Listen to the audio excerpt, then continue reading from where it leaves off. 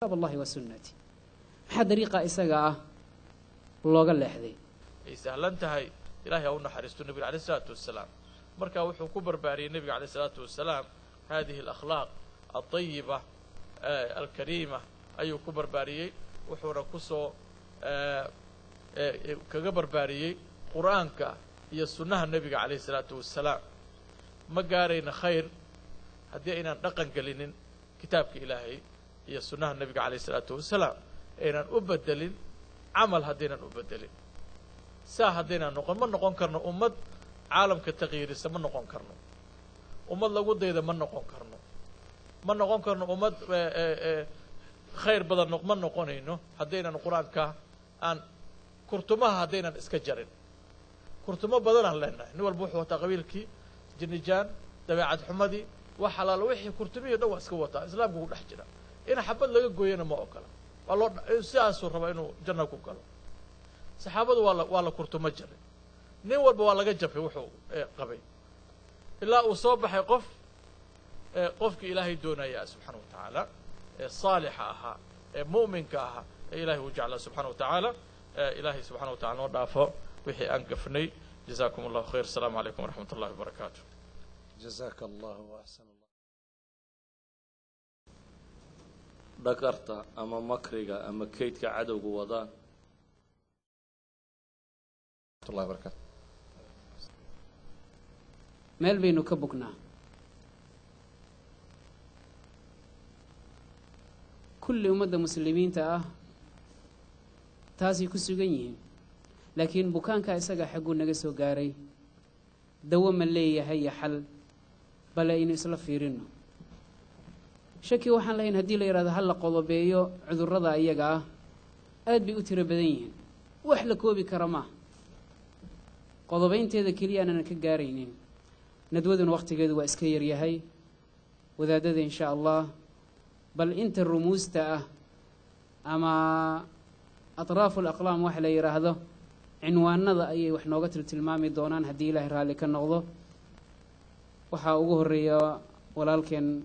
sheekh mustafa inkastoo muxaadarada hadda ka baxay kelimad buu ka dhihi doonaa waxaa ku xigi doonaa sheekh maxamed umal oo midigtiisa fadhiya waxaa ku xigi doonaa sheekh cabdiraxmaan oo aniga dhinaca iga fadhiya waxaa ugu dambayn doonaa walaalkeen sheekh moxamed idriis gebagabadii markaa ayaanu gaari doonaa haddii ilaahay raalli ka noqdo dhibaatada maantana haysata ee aada moodid tihii reberi maxaa sabab ah aad bay u tiro badan tahay sheekh mustafa marka wuxuu insha allah nooga warrami doonaa qodob ka mida tiiha isaga ah kaas oo ah marka ugu horreeyaba sidaanu u halmaannay inu halmaanka oga sugannahay kaydka iyo magarta makriga acdaada islaamka wayamkuruuna wayamkuru allah wallahu khayru lmaakiriin makriga isaga ah iyo shirqoollada loo maleegayo dadka muslimiinta ah iyo siday dadka muslimiinta naf ahaantoodu u raacayaan dariiqii ummadihii ka horreeyey ee nebigu ishaaray salawaatu ullahi wasalaamu caleyh latattabicunna sanana man kana qablakum shibran bishibr wadiraacan bidiraac ila aakhiri alxadiid marka insha allah mowduuca waxaa noo tilmaami doona akhuuna sheekh mustafa falyatafadal mashkuura الحمد لله والصلاة والسلام على رسول الله اللهم وفقنا لما تحب وترضاه وبعد مسألة كصاب سيسان dhagarta ama makriga ama kaydka cadowga wadaan waa mid iska macruuf oo taariikhiya ilaahina subxaanaه wa tacaala uu ku tilmaamayo walaa yazaaluuna yuqaatiluunakum walaa yazaaluun tacbiirka qur'aaniga ilahay wuxuu leeyahy kama zuulayaan marnaba kama tegayaan inay idinla diriraan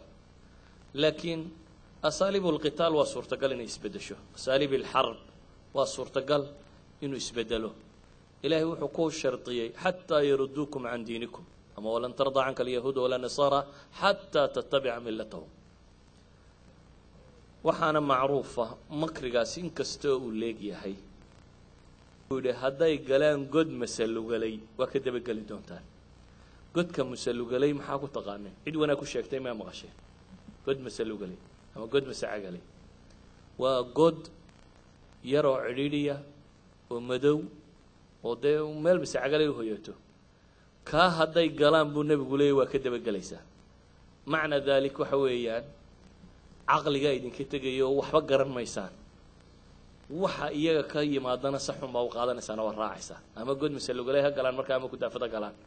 waxay galaanba waa ka dabagelaysaa dunida waxa la isku hayoo dhanna waa hal masalo halkaa masalo haddaad si fiican u fahamto cadowgaa iyo saaxiibkaa waad kala garanaysaa halka masalo wuxuu yahay mushkilaadka iyo dhibta iyo waxaa dunida ka jira marjaca loogu noqday u xalkaahi waa maxay dadka badh waxay leeyihiin waa alle iyo waxyiga ka yimi marka dadka badhna waxay leeyihin waa caqliga iyo waxay la tahayda haddaad qaadato inuu marjaca rasmigii yahay alle subxaanahu watacaala wax kastoo dhaca wax kastoo yimaada wax kasta waxaad leedahay un dee bal alle wixii ka yidhi aan eegno caqligana waxaad u haysataa markaa inaad ku fahamto wuxuu alla yidhi haddaad safka kala tahayna waxa weeyaan kaa inaga laab war bal maxay idinla tiya ama isu keenkeena ama xeer qabil isugu keena waxaad doontaan isugu yimaado bal maxay idinla tahay inaynu isweydiino inaynu waxyiga wax ka baadhnaa laynaga kaxeeyey kaydkao dhammi wuxuu ku salaysan yahay hadi lmas'ala ama xoog ha lagaaga kaxeeyo ama hanjabaad ha lagaaga kaxeeyo ama xarfad ha lagaaga kaxeeyo ama cilmi iyo technolojiyad ha lagaaga wixii la doona ha lagaaga kaxeeye in lagaa kaxeeyo marjacu inuu noqdo qur-aanka oo lagu yidhahdo marjacu waxa weeyaan maxay caqliga bini aadamka wax kastaba ama siyaasad ku sheeg dimuqraadiyad ku sheeg kan ku sheeg waxaad doonta ku sheeg kaydka ugu weyni marka waa godkaas meesha la leeyahay waa god masalugalayna waa kaaw markuu caqligu noqdo basharka ka haga ee aan waxyi hagin isagaa godka masalugalay ama godka masacagalay la sheegayo ka haddii la galana yani kaydkani waa kayd runtii khatar oo aada u weyn laakiin waa kayd weligiiba soo jiray maha mid imika cusub oo hadda bilaabmay ee hadda waxaa bilaabmay aad moodda inuu cusub iyo waxa weeyaan muslimka oo iyagu islaamnimadii ka tegey kaydkan isagu saasuu jiray weligiiba laakiin wiqaayay haysteen awal gaashaan bay lahaayeen dadka muslimiinta ahi kaydka ka celiya gaashaankaasi wuxuu ahaa muctaqadkoodi iyo diintoodi iyo waxay rumaysanaayeen markay kii dhaafeen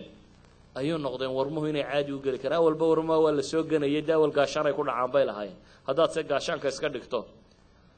waagii hore markaan isnidhaahna ka waran kaydka waxay dhagawareegayaan iyo waxa la wado waaba adkaan jirtay saan caamada uga dhaadhicino oo bug hebel usoo akri oo bug hebel sheeg oo muctamar hebel wixii lagu qoray sheeg oo jaamacad hebelkay soo saartay soo sheeg laakiin iminka walilaahi alxamdu iyagaaba yidhi waxbaba qarsoonaan maayana xagga saraynu marinaynaa waa la isku raacay iminka inaan waxbaba meel dambe la dhigin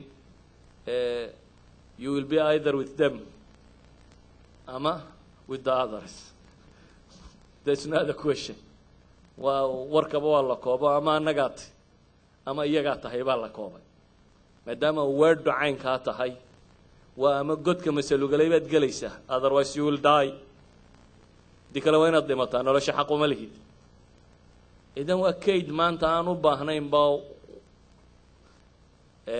waayo wakti badan waan ku bixin jiray laakiin haatan waxba iskagama bixiyo mana rumaysin dee iyagaa sheegay rumaysta wallahu aclam jaza allahu khayran akhuna alfaadil runtii waa sidaa weeyaan waa sidii ilaahay subxaana wa tacaala uu tilmaamay axaadiidta nebiga ku sheegay salawaatu ullahi wasalaamu caleyh qofkii labadaa keliya u laabta waa helayaa makrigooda wax badan ilahay waa ka warramay subxaana wa tacaala weli makrigu waa wax aan yarayn dhinacyadana laga soo gelayana waa tiro badan yihiin waxaan u baahnaan lahayn iyadoo ay tiro badan yihiin waxaa ka mid ah sida annaga naf ahaanteennii taasi dibadday ahayd gudaheenna markaynu isfiirinno sidaynu uga fogaanayno diinta ilaahay subxaana wa tacaala isla markaana aan oga weecanayno dariiqii saxiixa ahaa caqiidadii saliimka ahayd ee nebigu yihi calayhi salaatu wassalaam waxaan idinkaga tegay laba shay maa in tamasaktum bihimaa lan tadiluu bacdii maxaa dariiqa isaga ah looga leexday marka sidaynu oga leexanay iyo anwaacdiisa insha allah waxaa noo qodobayn doona أخونا الفاضل الشيخ محمد أمل فليتفضل مشكور